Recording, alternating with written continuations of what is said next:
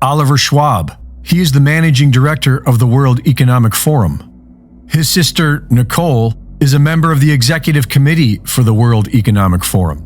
In July of 2021, she said that COVID was a huge opportunity to have their Great Reset. I see it as a tremendous opportunity to have this great reset and to use this huge flows, of money, to use the increased levers that policymakers have today in a way that was not possible before. Their father, Klaus Schwab, is the founder of the World Economic Forum.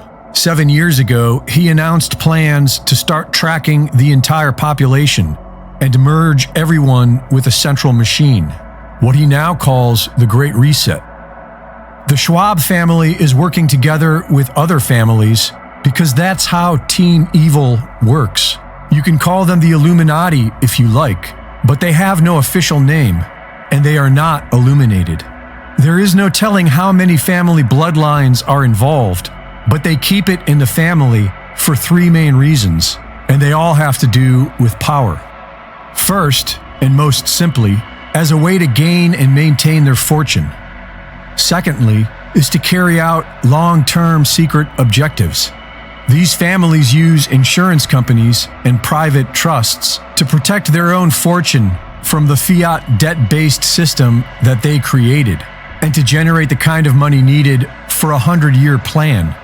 The older generation outlawed natural medicine, introduced petrochemical pharmaceutical drugs, and polluted the environment. And now the younger generation is here to fix it with their totalitarian Great Reset. It's a multi-generational plan that works because of family loyalty and also because of the third reason why they keep it in the family: trauma-based mind control. Most victims of the CIA's trauma-based mind control program, MKUltra, have come from families with a history of child abuse, because multi-generational child abuse makes a child more susceptible to mind control. And most of the characters we see as world leaders are not only actors on a stage, they are oblivious because they have suffered a lifetime of abuse and mind control. The overwhelming majority of people on Team Evil are not all in on it. They simply do as they are told. They follow orders and they don't ask questions. These families see having children as a means of gaining power and wealth. They see their own children as property, as slaves to do the family's bidding. But perhaps it's more like a cult than a family. Nearly 1 million child orphans were distributed throughout America and the Commonwealth in the late 1800s by an international secret society called the Odd Fellows.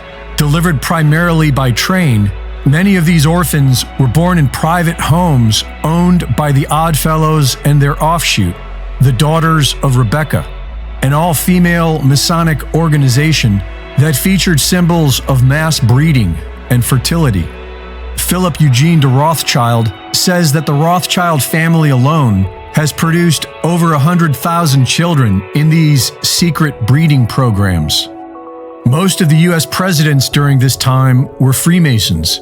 4 of them were Oddfellows, and at last count, 34 U.S. presidents are directly related to Charlemagne, king of the Franks, who is believed by these Illuminati bloodlines to be of the Merovingian bloodline, a genetic set that they highly value. And Team Evil has always been obsessed with genetics.